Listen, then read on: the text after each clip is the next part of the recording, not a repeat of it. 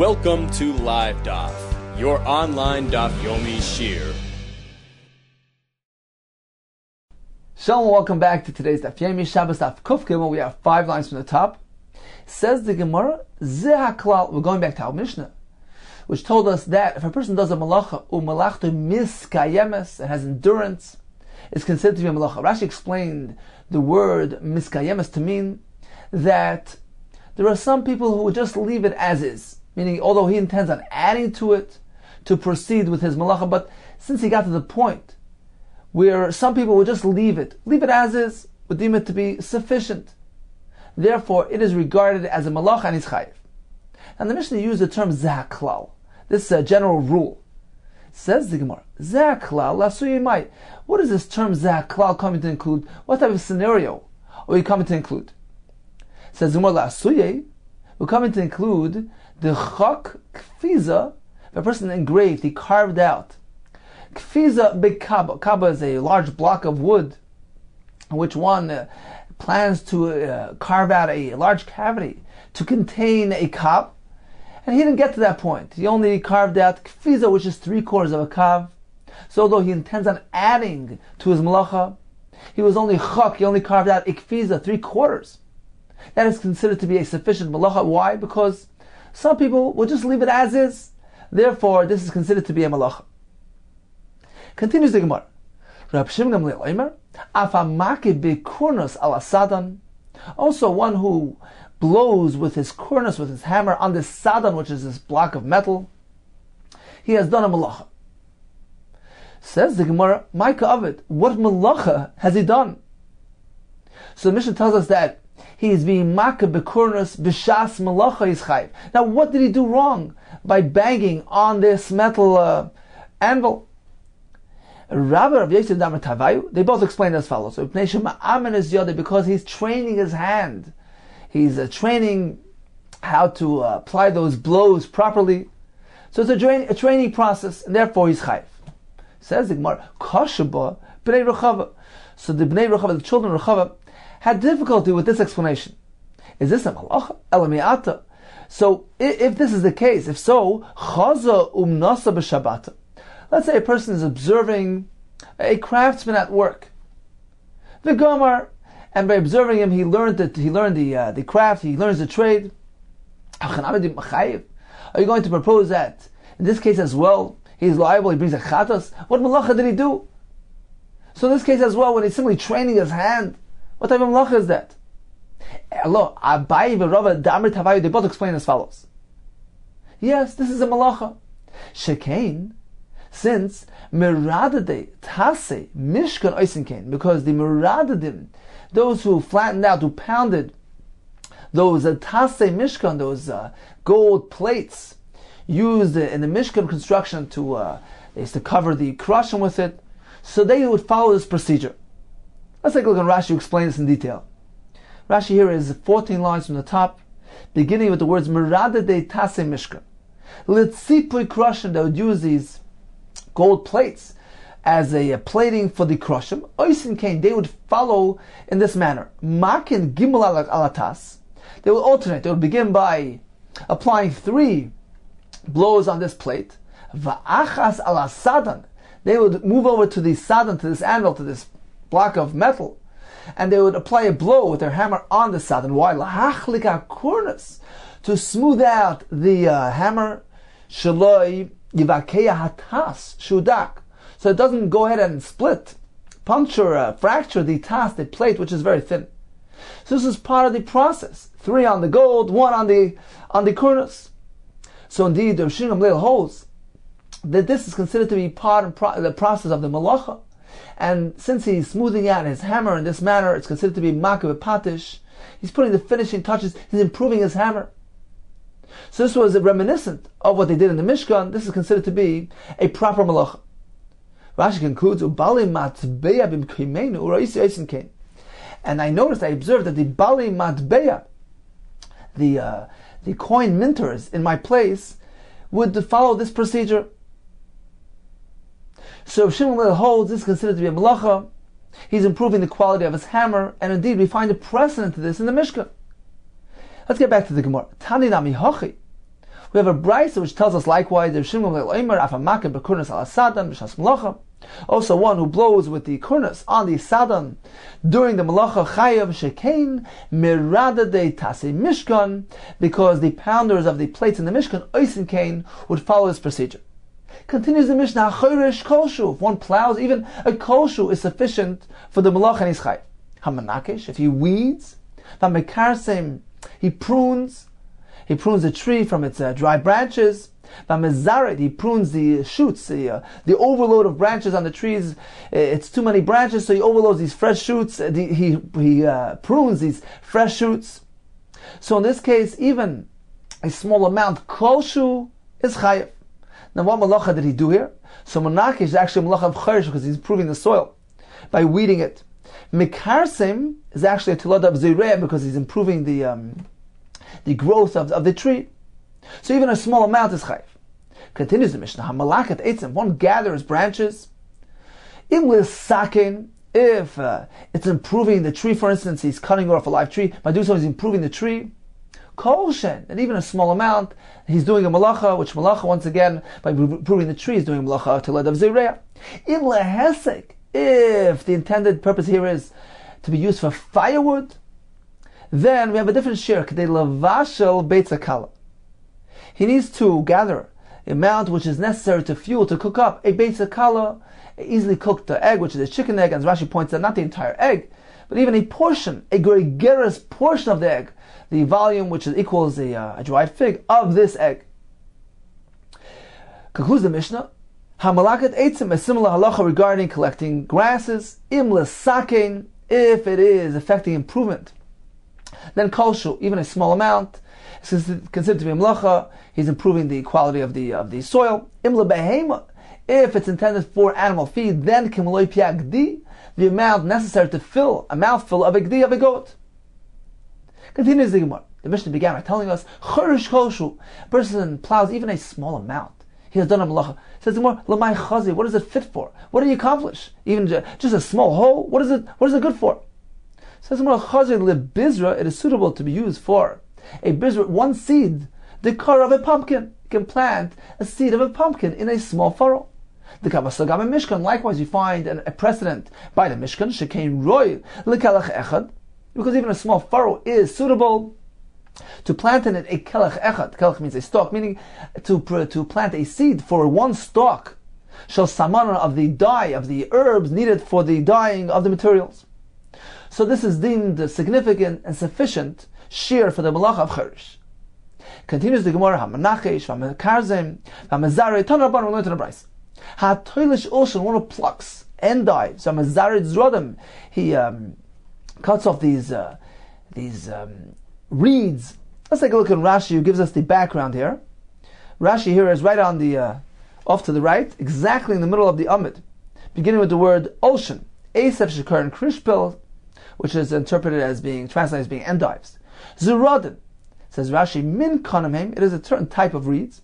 Now, depending on the stage of these the reeds, that's what they would use it for, depending where it's holding. Rakim, when they're still fresh and soft,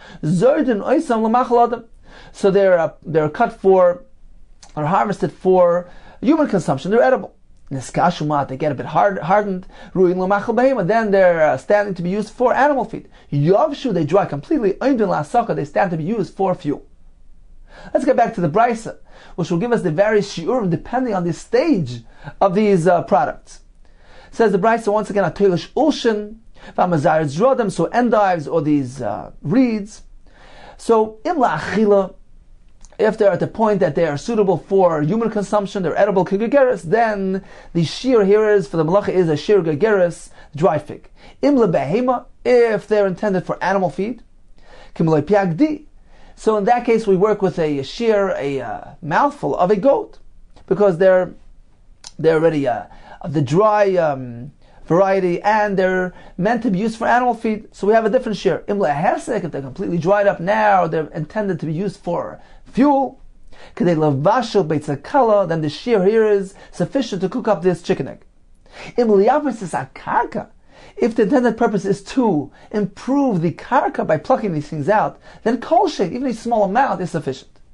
Says the Gemara, So what about in the previous cases? If he is cutting it for machal adam or for machal behema, or for to be used for hesek, for fuel, in those cases as well, isn't he improving the ground along the way? Atu kulu, are all those cases not lav lo liyapes as a karkaninu? Aren't they coming to improve the ground as well? So even though that's not his intention, but it's happening, so why don't we apply a small shear even in those cases, since it's improving the ground? Even a kosher should be sufficient. Says there are two answers. Rabbi Rav Yosef Damar Tavai, they both answered. V'agam Shana, we're speaking about a swamp which is fertile enough, and this is not considered to be an improvement on the quality.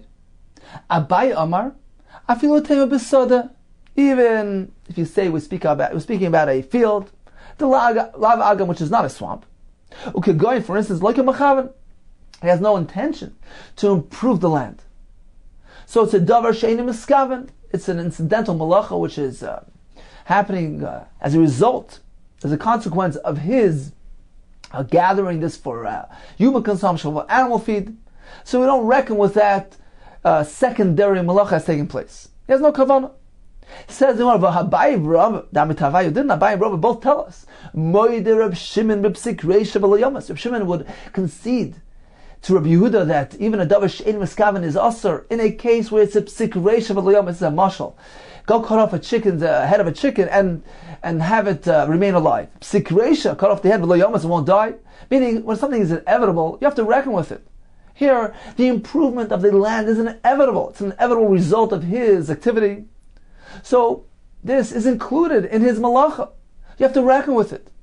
Says in Tzricha, apparently we're speaking about the ka'avid ba'ar de chavrei. The brisa is only needed in a case where he is doing this ba'ar de chavrei. He's doing it in his friend's land, his friend's farm. Rashi says, lo yichpas le'liyapo. He has no personal benefit. He doesn't care that it's getting improved. So since he has no personal benefit, we don't reckon with it, and is not part of the equation. Okay, so in summary, the Mishnah told us that if one is choresh, even a small amount, he's doing a malacha because it is suitable for one seed, and therefore the shear is kosher. What about cutting all these different types of items, branches, grass, endives, reeds? So Gemara gave us that distinction, depending what the intent is. If the point is for human consumption, then the shear is gergeres. If the point is for animal consumption, the shear is a mouthful of a goat. If the point is for fuel, then we work with a shear that is sufficient to cook up a beitza kala. And if the point is to improve the land, improve the tree, then we work with a small shear of a kosher, even a minute amount. Continues the Gemara. If one writes two letters, so this is a malacha v'akosev, bein minoi, whether using his right hand, bein mismoilo or his left, bein mishem echad, whether both of them are the same character. For instance, Rashi says he writes two aleph, bein mishtei shemos, or there are different characters. He writes an aleph and a base.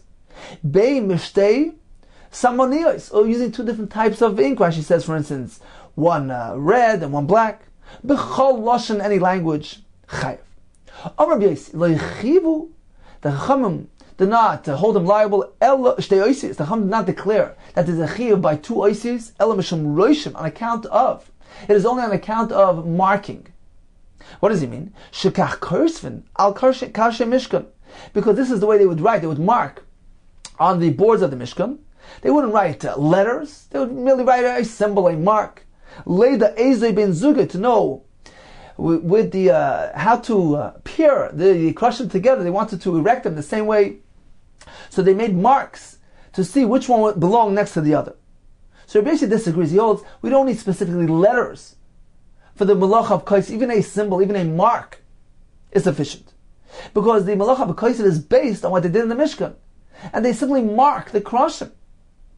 So even a mark is considered significant and is doing the malacha of kais. On Rabbi Yehuda, Matzinu, we find, Shem Katan Mishem Gadol. Even a small word, which is part of a larger word, that is sufficient. For instance, Shemi Shimoin. If a person intended on writing Shimoin, a full word, Shimoin, a long word, and he merely wrote the first two letters, Shin and Mem. So it's a small word which is part of a big word. He's already chayiv because the letters Shin Mem have significance, have meaning. In this case, actually the name of a person, one of Noach's sons, Shem Cham and Yafes.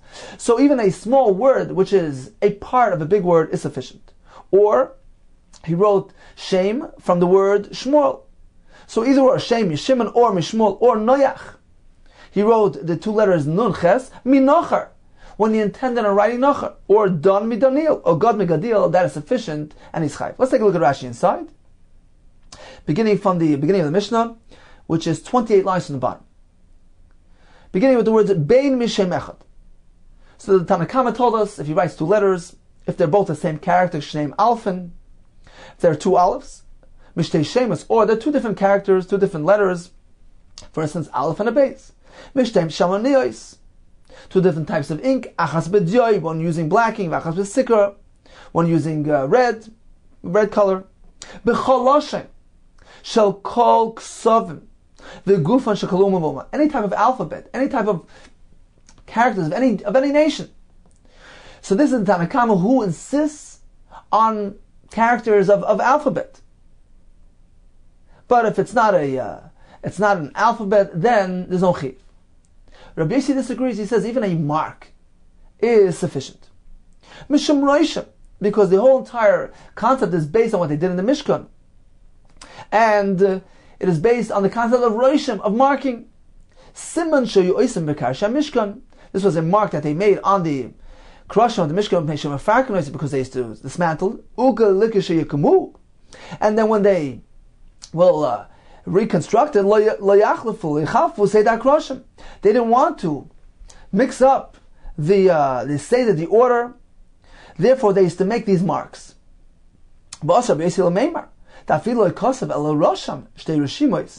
is coming to say that even if you didn't write an actual letter, but merely mark down two markings, for a mark, for a sign, chayv. Rabbi Yehuda concludes by saying, we find even a small word, which is a part of a larger word. Rabbi Yehuda is coming to teach us that even though he didn't complete his malacha, he intended on writing a large word, and he only wrote a part of it. Now that part, it's viable, it's readable, it makes sense, then he's chayiv. So even though he didn't complete his intention, since he did something significant, what he did has significance, has viability, it has meaning elsewhere, then he's chayiv. Let's see the Gemara. The Mishnah began by saying if he writes, whether using his right or left hand, is chayiv. Bishloima yomin, l'chayiv, we understand when a person uses his right hand, is chayiv, b'shon derech sivah. This is the normal way of writing. Ela smoil, but when he uses his left, amai, why is he chayiv? Ha'ein derech sivah. This is not a normal way of writing. Amar Rav Yirmiyah be'iter yad shanu. We're speaking about a person who's a lefty. So his left hand is considered like our right hand, and therefore he's chayiv using his left. Says the Gemara, okay, I understand why using his left would be chayiv. But why if the lefty uses his right hand, would he be chayiv? But the Havi smell the day, his left hand should be equated, should be tantamount, kimin the kuliyama, like everybody else's right hand, and he's chayiv. V'asmol chayiv, using his left hand, he should be chayiv. Ayimin lo chayiv. But if he uses his right hand is like an ordinary person's left hand. So he shouldn't be chayiv. So how can the Mishnah say whether he uses his right or his left, he's chayiv? Ella, says the Gemara, Amabai, B'shoylet b'shtei yodav. We're speaking about an ambidextrous, a person who uses both hands equally. So in his case, certainly, whether he uses his right or his hand, he has done the malacha in its proper manner, its unusual manner. It's considered a derech ksiva, and he's chayiv. Rabbi Yaakov, Brei de Bas Yaakov, Amar, Rabbi Yaakov, the son of the daughter of Yaakov, said as follows: Hamani Rabbi Yossi.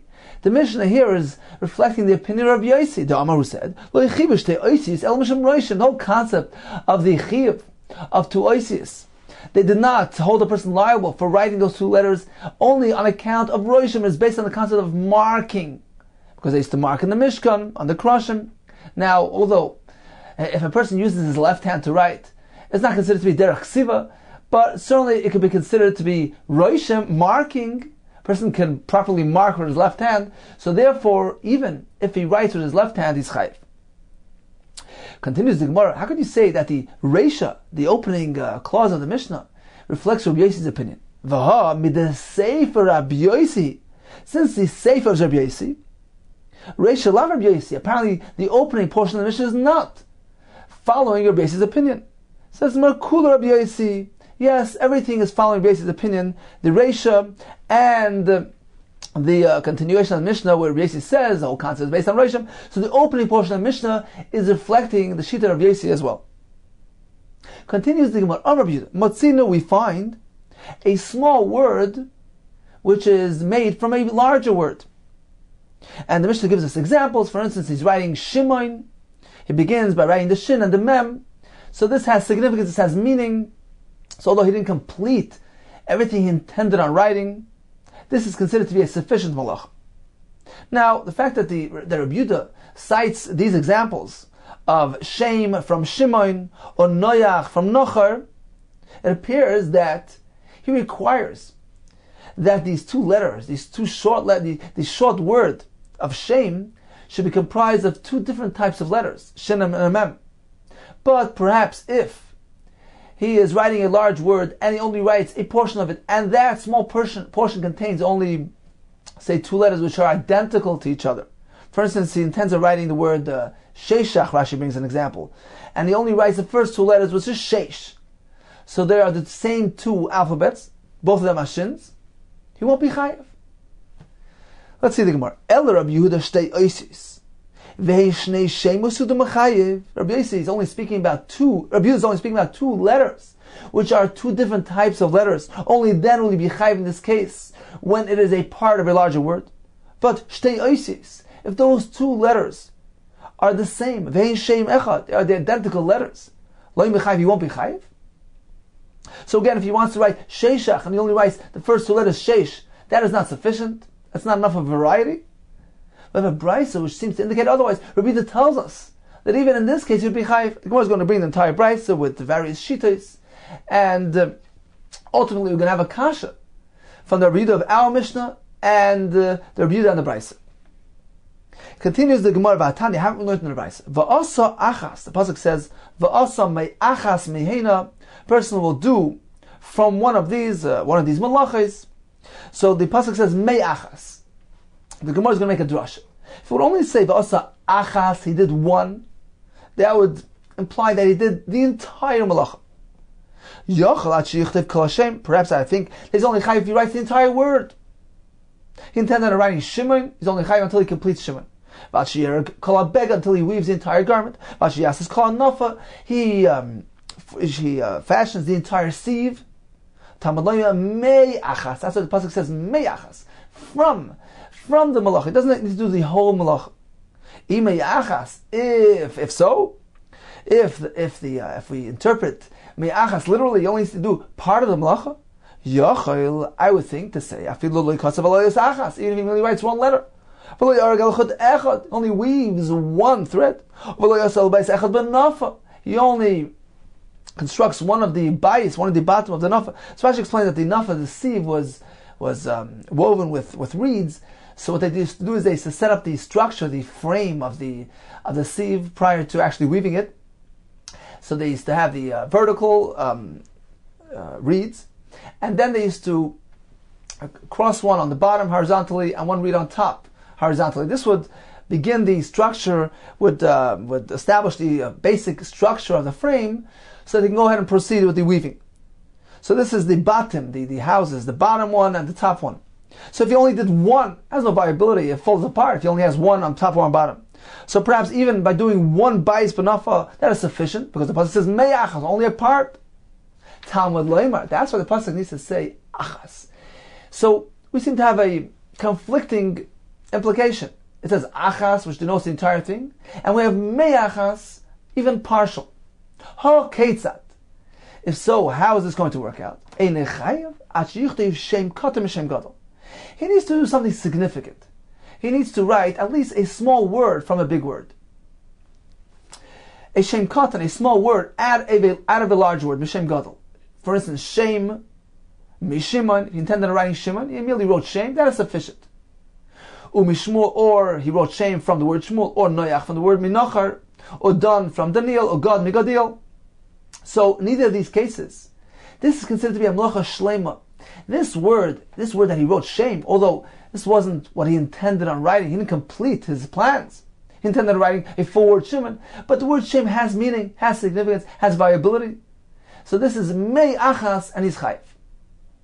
Likewise, when it comes to weaving, when it comes to forming the sieve, if he weaves two threads, two horizontals along the verticals of the beged, or he makes those two bottom, the reed on top and the reed on bottom, that is sufficient. Rashi will explain why. Let's take a look at Rashi inside. From the top, Tamad Loima Achas on the top line, Shtei Melocha Shleima Makam Achar. He needs to do Achas, meaning he doesn't need to do the entire project that he had in mind here, but he needs to do something of significance which is considered to be a full Malacha elsewhere at least, meaning has viability. It's considered, it's reckoned with. Shem is Shimon, because the word Shem has meaning.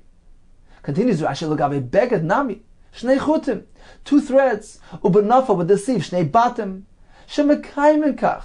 People will leave it as is. Why? The person doesn't go weave his entire garment in one day, or form his entire fashion his entire sieve in one shot.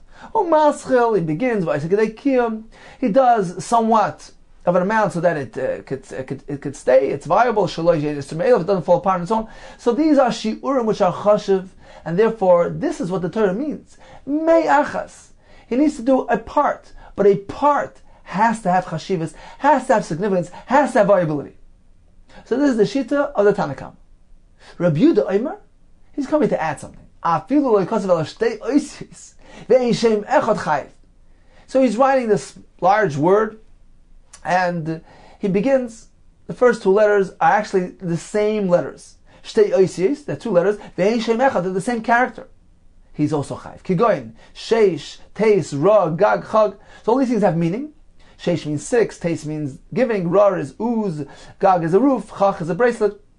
So Rashi will bring the examples of the psukim, where we have these words which are merely part of a larger word.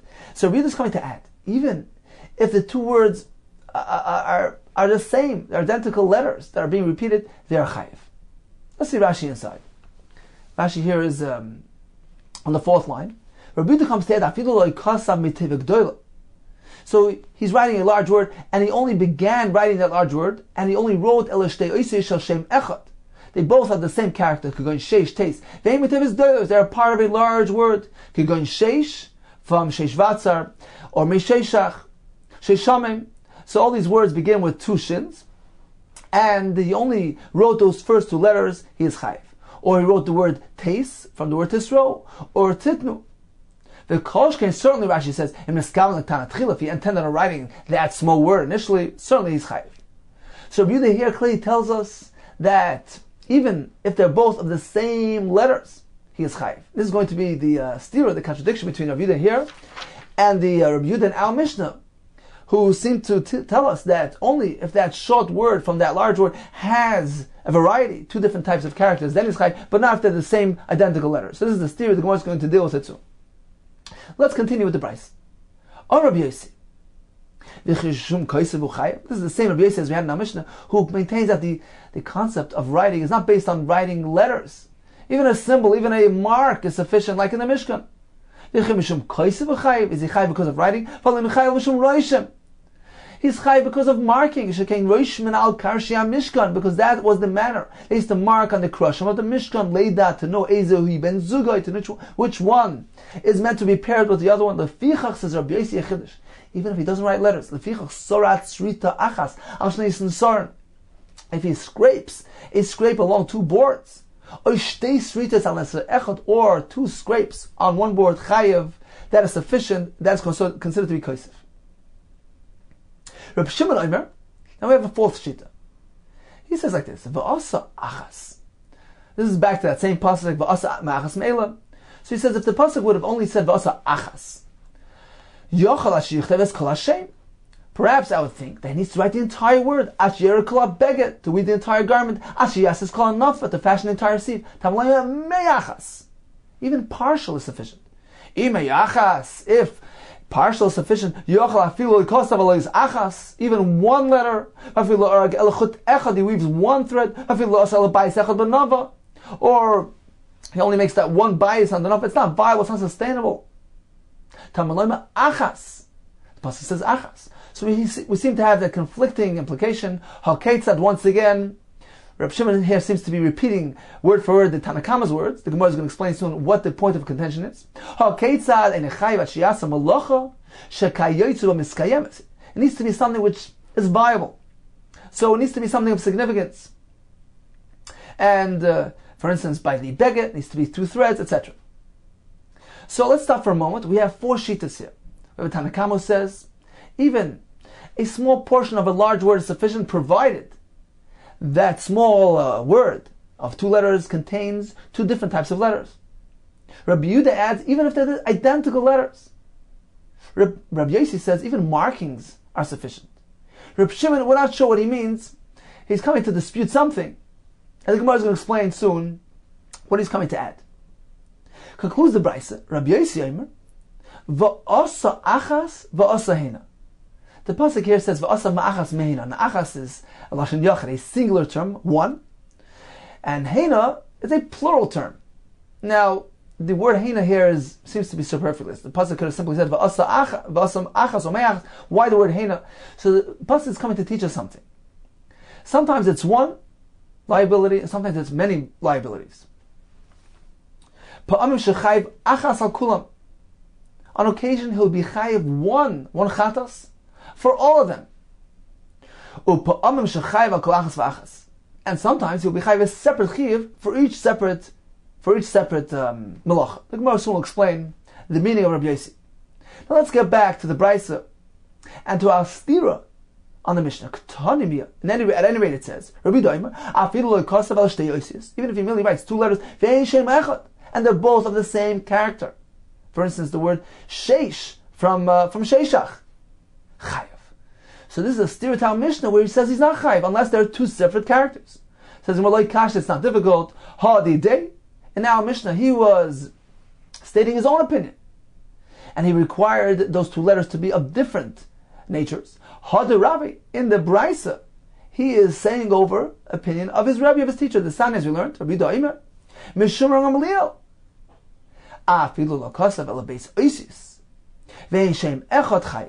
Even if he writes those 2 letters, but even if they're the same shame, they're the same character, he's chayv kigoyin, sheish, teis, rar, gog, chach.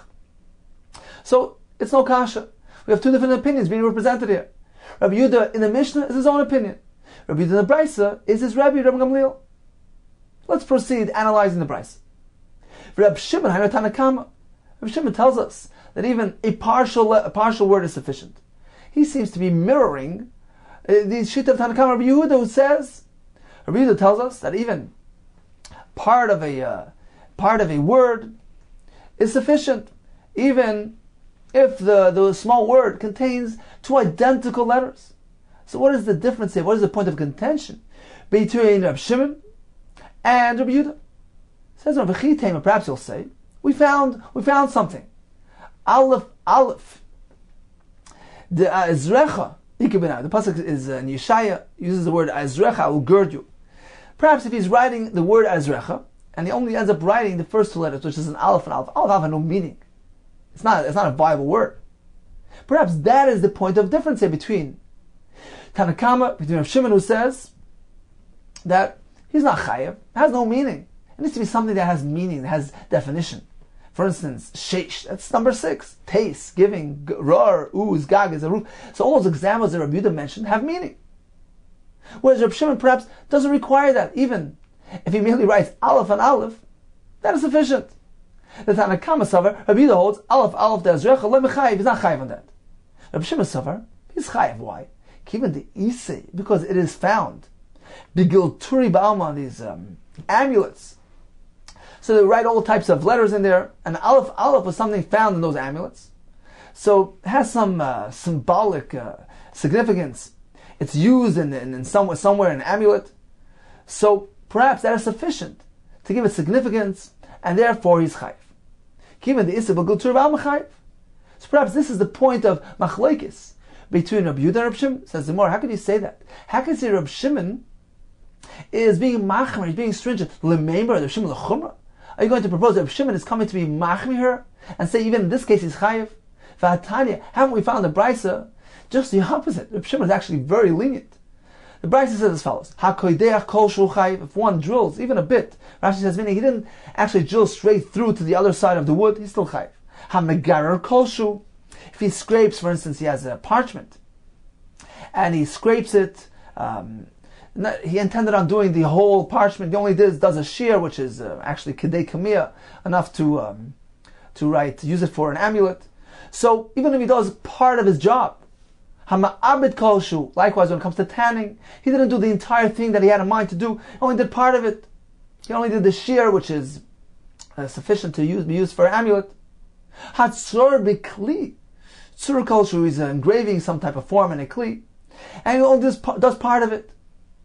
According to Tanakam, he's chayiv. So even though he intended on doing a full job, he only did a partial job, he is chayiv.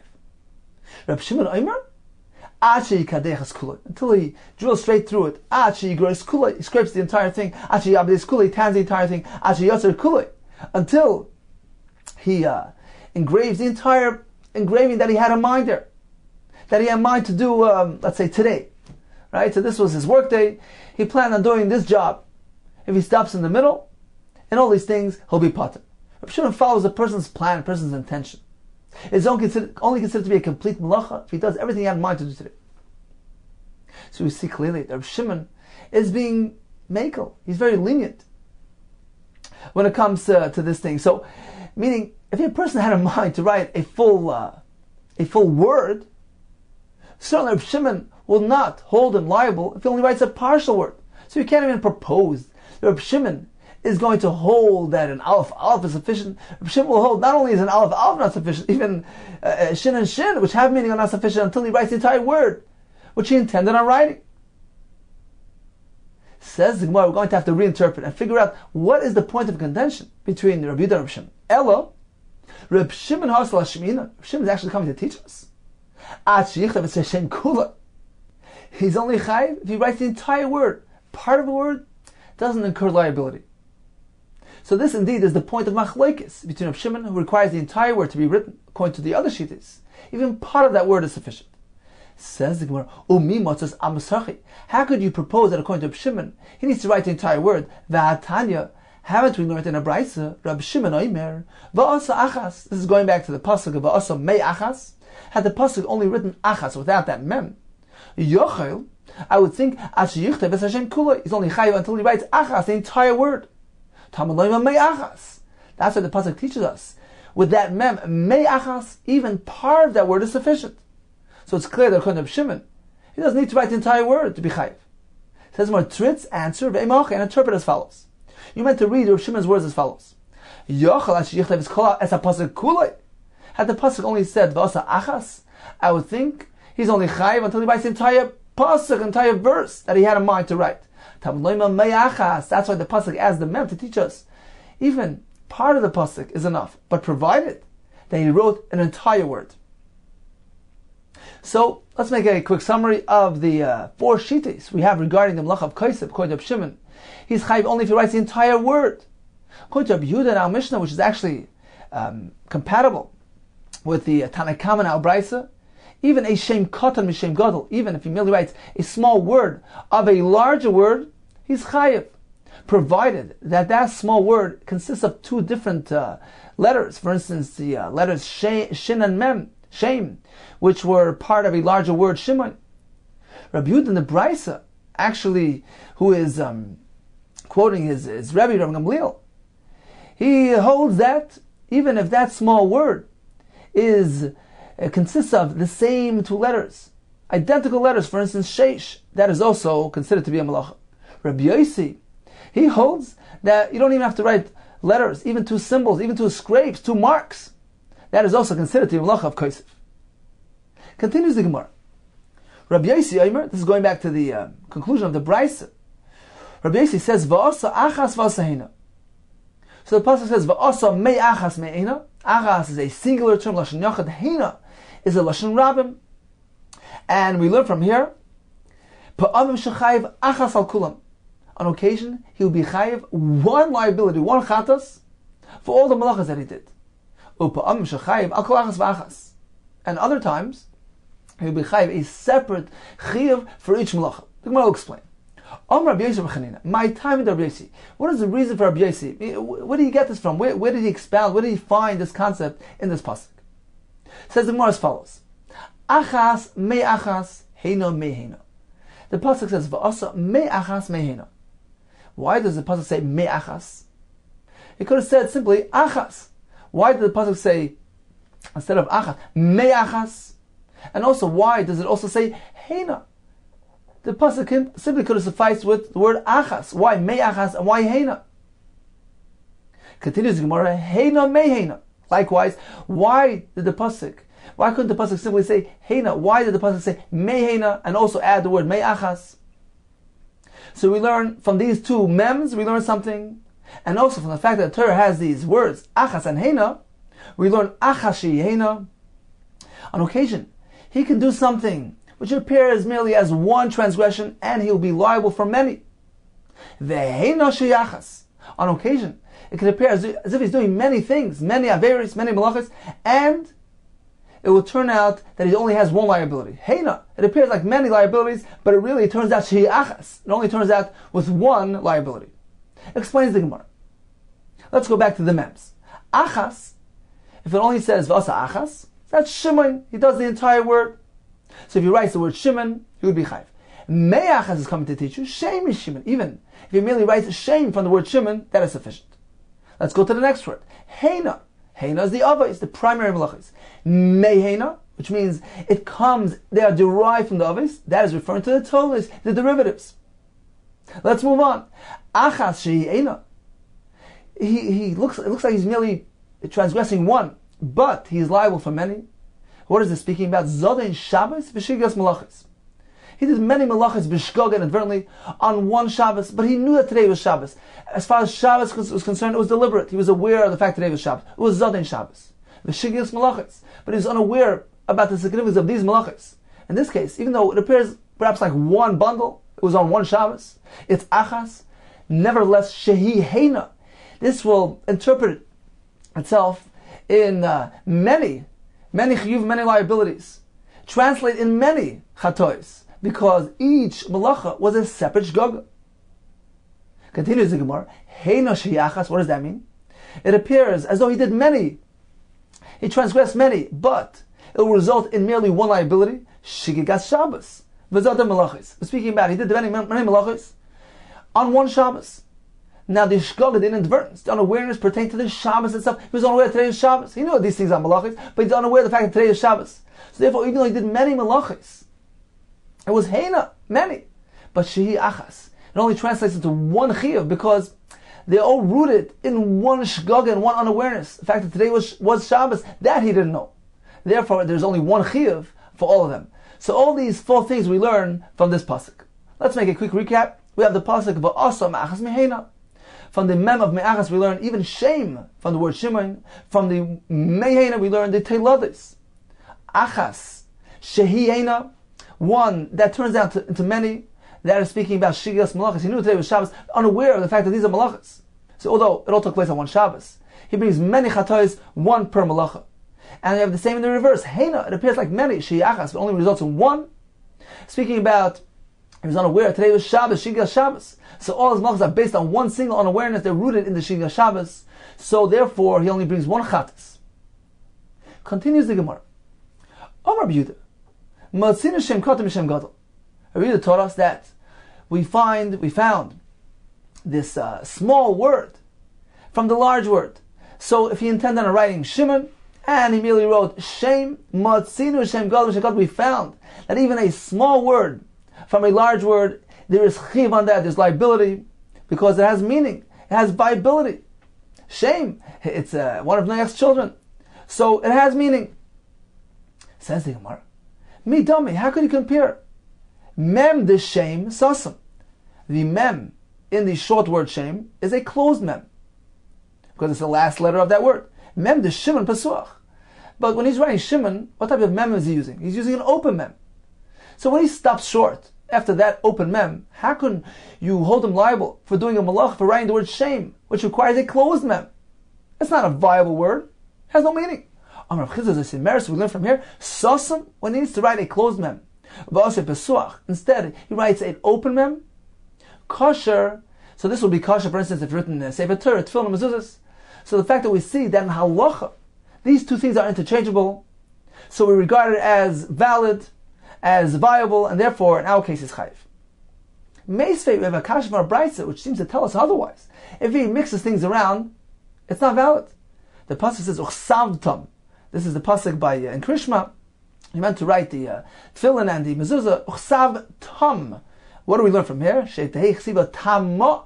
It has to be a perfect writing. For instance, Shlo Yichtav, the Brayso gives us a whole list of different letters that perhaps sound alike or look alike, etc. The Brayso is telling us that you meant to write a perfect writing. Don't mix things up. Don't change letters. Shlo Yichtav alfin. He shouldn't write, instead of the alfin, he shouldn't write einin, even though they sound alike. Don't mix up the aleph with the ayin. Einin shouldn't be turned into alfin. Basin shouldn't be turned into kafin. So instead of writing the base, he should write a kaf, although they look alike. Kafin should not be turned into basin. So these are all plural ways of calling these letters. Gamin is referring to the gimel. Should not be turned into tzadin, into tzadiks. Tzadin should not be turned into gamin. Dalsin is referring to the dalas. They should not be turned into reish, into reishin. Oration should not be turned into dalsin. Heyin should not be turned into chesen. Chesen into heyin, vavin into yud, yud into vavin, zayin into nun, and nun into zayin. Tesin into pefin, is a pei. Or pefin, peis should not be turned into tesin, into tesses.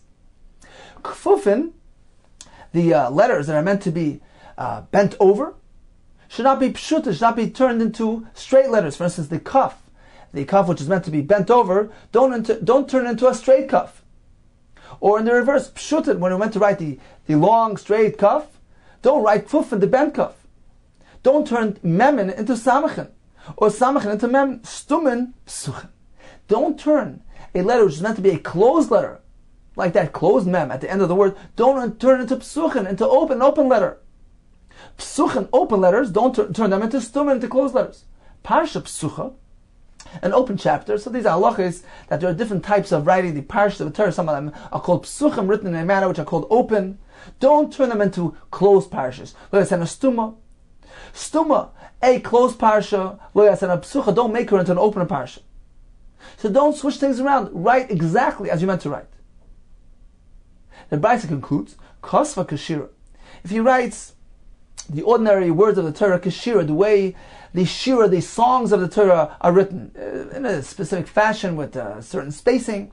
So if he writes the ordinary parsha of the Torah in a matter of a shira, of a song, or in the reverse, or he writes the shira, which is meant to be written in a specific fashion, and he writes it in an ordinary manner, or he didn't use ink. He wrote using a different substance. He wanted to be elaborate, so he wrote the askaris, the shemas of Hashem, using gold. Hare elu yigonzu. They should be hidden. So apparently, it's possible. Anything that's done incorrectly invalidates it, including switching the open letters with the closed letters. Says the Gemara, Hu de Amar Kihatan. Rabbi Yehuda tells us that it's insignificant. It's okay to switch the open and the closed. He's following the opinion of the following Tana, the Sani, as well as the Rabbi. Rabbi Yehuda from Seir Omer. Never b'sheini even ischem. So the pasuk here is speaking about the nesachim, the pourings of the wine, by the karbanos of Sukkot. So on the second day of Sukkot, instead of merely writing v'niska, the pasuk said v'niskehem, adding the extra mem. B'shishi, on the sixth day of the Yom Tov, it says u'nisacheha, adding an extra yud. B'shvi, on the seventh day, it says k'mishpatam, like their laws. So we have an extra mem at the end again. So we have a drasha, hare, we have an extra mem and a yud and a mem. Hare mem yud mem, mayim. That alludes to water. Mikan remes. Here we have a remes, an allusion, l'nisach hamayim in our Torah.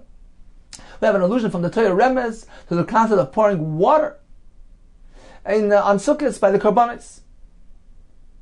So here we see that this Brayso reads the word mayim from three letters which are not exactly the way Mayim is meant to be written, because he compiled the mem from V'niskeim on the second day of Sukkot. That was a closed mem, and nevertheless he used it as a remes from Mayim, which requires an open mem. The first letter of Mayim is open mem, so apparently it's okay. Says the fact that the Brisa indicates that an open mem, which was made into a closed mem, kosher, is kosher, because the fact is that he uses that closed mem for a remez of Mayim, which requires an open mem. So just as that, in that direction, it is kosher, it is valid. Sasam nami. Likewise, when we need a closed mem, sasam vasa pesuach, and he made it into an open mem, kosher, it too is valid. So therefore, Rabbi Yehuda al Mishnah, who is working with the premise that the closed mem of the word shame, even though it was written as an open mem, because he was writing shin and an open mem, nevertheless we can use that open mem and apply it to the word shame, which needs a closed mem, because a closed mem which was made open is kosher. Just as we find it's valid when it comes to the Sefer Torah, apparently it has meaning, it's viable, has significance, and therefore is considered to be a malacha. Okay, time for a brief review of today's daf. We began with the Mishnah telling us that if one does a malacha, even a partial malacha, but it has kiyum, it's considered to be viable, it's considered to be something which some people would just leave it as is, that has chashivas, it's considered to be a malacha, and the Gemara tells us that we're coming to include a case where he carves out, he takes this block, which is meant to contain a full kav, and he merely carves out a cavity to contain 3/4 of a kav. Since some would just leave it as is, that is considered to be a malacha. The Gemara proceeds with Shimon Gamliel telling us that if one takes his hammer and blows it at the anvil, at this block of metal, he is chayav, because in the Mishkan they would do that. So Rav Shimon Gamliel is speaking about a case where he is flattening out this plate of gold, and as the Gemara Rashi describes that they used to do a few blows, 3 blows on the gold, and then alternate go back to the metal to flatten out, smooth out the bottom of this hammer. So if he's doing it part of his malacha process, that is considered to be a malacha makav patish. He's smoothing out, he's fixing up his hammer, and according to Shimon Gamliel, that is regarded as a malacha makav patish. The Mishnah and the Gemara proceeded by telling us that if a person is choresh, he plows even a koshu, he's chayiv because it is suitable for planting of one seed. We learned that if one gathers wood, branches, grass, endives, reeds, it all depends what he's doing. If it is for the sake of human consumption, la'achila, then we work with a shear of gergeris, if it equals the amount of a dried fig. If it is for animal feed, then we work with a shear, which fills the mouthful of a goat. If it is for fuel purposes, then the shear is the amount that's sufficient to cook up the egg. And if it is improving the karka, then we work with a shear of koshu. We learned about the malacha v'koisev, where it needs to be at least 2 letters. We have 4 shitas. According to Reb Shimon, he's only chayiv if he writes the entire letter that he had in mind. According to Reb Yehuda in the Mishnah, even if he merely wrote a part of that larger word, for instance, he intended writing Shimon and he merely wrote the letters Shin and Mem, he's chayiv. The Gemara told us because according to Reb Yehuda, an open and a closed mem are interchangeable. Therefore, this word shame has viability, has meaning.